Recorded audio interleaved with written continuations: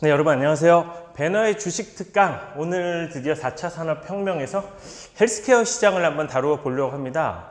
사실 제약바이오와 헬스케어는 지금 현 정부에서도 굉장히 강력한 미래 성장원으로 지금 추진해 가고 있는 그런 영역입니다. 그렇기 때문에 관련된 종목들도 굉장히 많고 앞으로 뭐 미래가 무궁무진한다면서 그런 종목들이 급등을 하기도 합니다. 하지만 냉정히 말해서 대한민국의 현재 헬스케어 시장은 세계적인 그런 글로벌 기업들이나 그 트렌드에는 사이즈가 많이 미치지 못하고 실적으로도 크게 아직 두각을 드러내지 못하고 있는 게 현실입니다.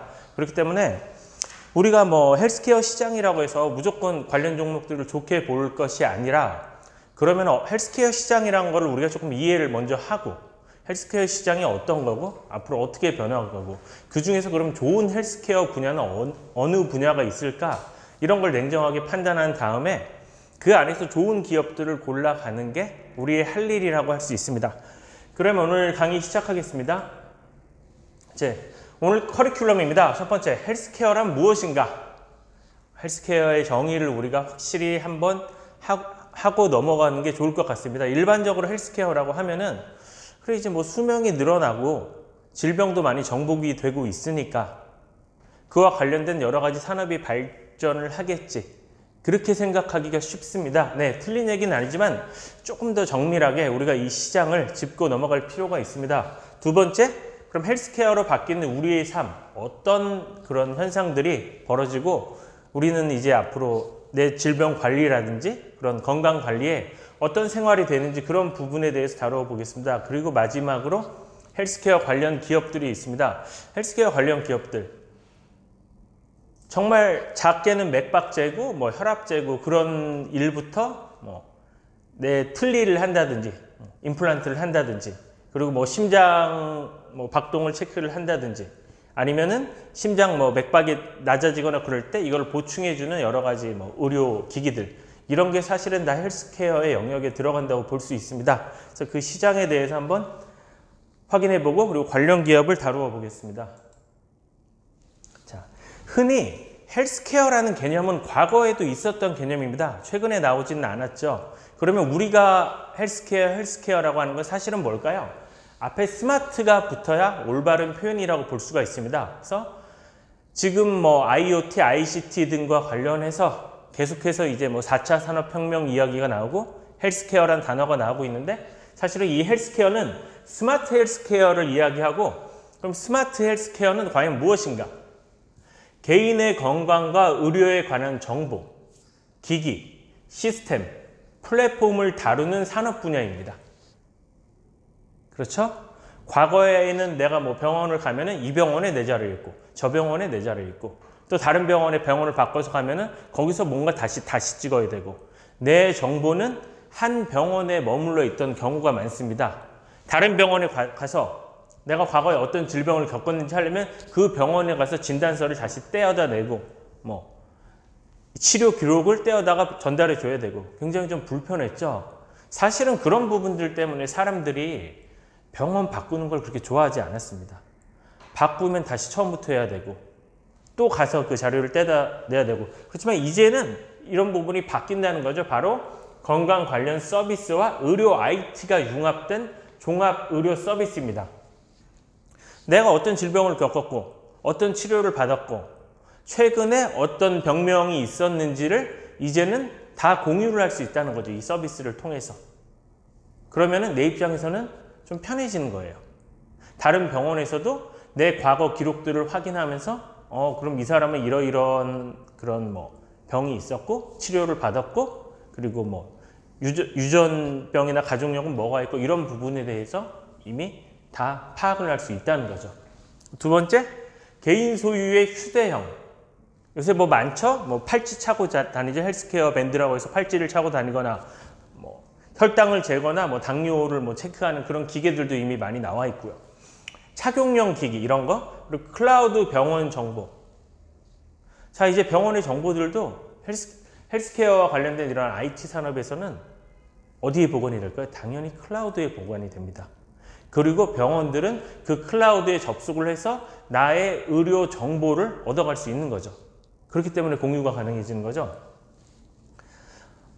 그런 클라우드를 통해서 얻은 의료 정보를 신체 검진, 인공지능 등의 분석, 그쵸? 그 정보를 통해서 아, 이 사람은 이런 사람이고, 뭐 고혈압이고, 뭐 혈당은 어떻고, 심장박동은 어떻고, 과거에 어떤 병이 있었고, 인공지능, 클라우드에서 이런 걸 다 계산해서 병원에 보내주겠죠. 이걸 바탕으로 개인에게 알맞는 분석 및 처방이 가능하다. 그럼 이게 뭘까요? 기기들끼리 다 연동이 돼서 정보를 주고받으니 IoT가 될 테고요. 내 정보는 클라우드에 들어가 있을 텐데 클라우드가 될 테고요.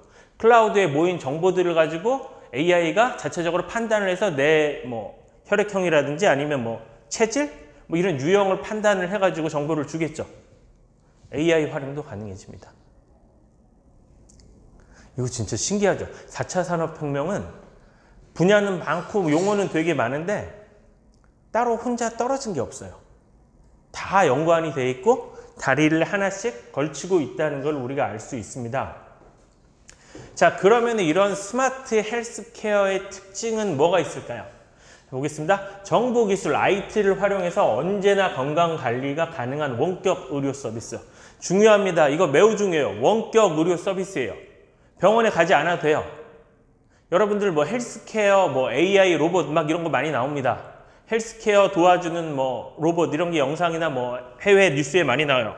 보면은 이제 과거 같으면은 요양병원에 가서 이제 휴식을 취하거나 거기서 이제 생활을 하셔야 되는 이제 나이 좀 드신 분들이 헬스케어 로봇이 와가지고 재줘요. 맥박을 재주고 뭐 혈압을 체크하고 뭐 여러 가지 내가 어떤 컨디션인지 그 정보가 그대로 병원으로 전송이 돼요. 그러면은 병원에서는 뭐 어떤 처방이 나와가지고 나한테 약을 내 상황에 맞게 주기적으로 보내줘요. 그럼 나는 그걸 먹으면 되는 거예요. 좋은 건 뭐가 있을까요? 병원에 직접 가지 않아도 된다. 이게 엄청나게 많은 시간과 비용과 그리고 뭐 귀찮은가? 병원 가는 거 사람들 대부분 별로 안 좋아하잖아요. 이런 부분에서 급격한 개선이 이루어집니다.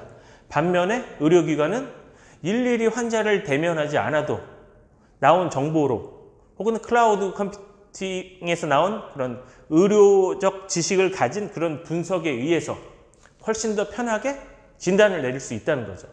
그럼 이거는 쌍방이 윈윈이 되는 거예요. 자, 환자의 경우에는 뭐 여러 가지 절약이 되죠. 병원 입장에서도 노동력이 더 줄을 수 있겠고, 그리고 환자랑 뭐 얘기를 들어주고 뭐 이걸 하는 과정들이 없어집니다. 순수하게 정보만 가지고 우리는 컨택을 하고 교류가 일어나고 처방이 나오는 거예요. 두 번째, 스마트 헬스케어. 이건 U 헬스케어라고 해서 유비쿼터스 헬스케어라고 합니다. 이제 모든 것이 융합이 되고 연결이 되는 거죠. 몇 년 전에 유행했었죠. 유비쿼터스라고 해서 특히 무슨 아파트 같은 거 분양할 때 유비쿼터스 환경이라는 얘기 많이 나왔어요. 예, 이런 환경이 조성이 되는 거고, 그리고 전국 각지의 병원과 서비스 네트워크 구축으로 맞춤형 관리가 가능합니다. 이제 내 정보가 클라우드에 있기 때문에 이거는 뭐 아마 보험사가 관리할 수도 있고 건강보험이나 이런 데서 할 수도 있겠네요. 내 정보를 어느 병원에 가더라도 그 클라우드 내에 내 의료 정보를 보내줍니다. 그러면 내 의료 기록에 관한 거를 어느 병원을 가더라도 혹은 어떤 의료 서비스 네트워크에 뭐 내가 접속을 해서 뭐 이걸 요청해도 이쪽에서 판단이 가능하다는 거예요. 자, 그리고 네 번째, 병원 중심의 치료에서 개인 중심의 치료로 갑니다. 예전에는 병원 중심이었어요. 의사가 우리 선생님 뭐 예약인데 안 되는데 하면 되게 예약 잡기가 힘들었어요. 특히나 대형 대학병원들은 뭐 의사가 뭐 언제는 뭐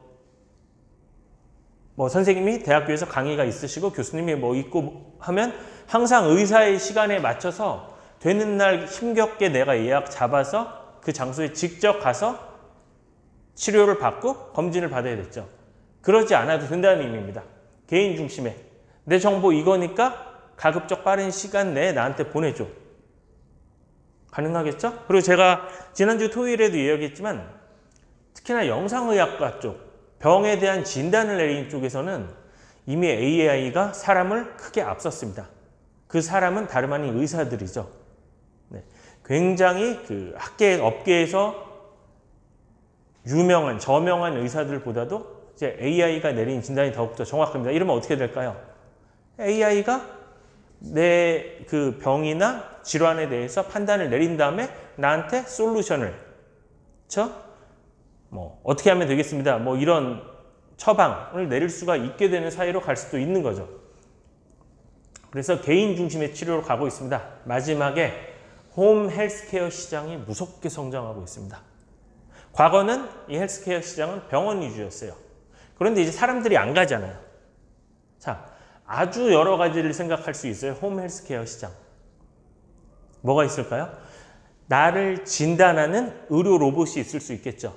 그리고 그 의료 로봇을 내가 꼭 살 필요도 없겠죠. 어딘가에서 리스나 그런 서비스가 가능하겠죠. 그리고 그런 의료 로봇만 있을까요? 그 의료 로봇을 운영체계, 구동할 수 있는 또 소프트웨어가 있을 거예요. 그런 소프트웨어를 만드는 회사들도 충분히 있을 수 있습니다. 최근에는 어떤 일들이 실제로 벌어지고 있냐면 아까 제가 이야기 드린 뭐 손목밴드는 이제 당연하고 신발에 밑창이 있죠. 이게 헬스케어 관련 제품이 있어요. 그럼 내가 내 신발에 그걸 넣고 신고 걷죠. 야, 너 지금 오른다리가 좀 기울어져 있어. 이쪽에 뭐 제대로 못 걷는데 그렇게 걸으면 좀 피곤할 거야. 이런 거를 나한테 신호로 알려준다고 합니다. 똑바로 걸어. 밸런스 맞춰서. 혹은 허리띠가 있어요. 내 몸의 이상적인 체중은 어느 정도인데 만약에 배가 나와서 그 허리띠를 압박을 좀 한다. 신호가 나한테 옵니다. 예. 그리고 내가 뭐 음식을 먹거나 그럴 때 이게 영양소는 어떤지, 칼로리는 어떤지, 뭐 몸에 안 좋을 것 같으면 또 신호를 줍니다.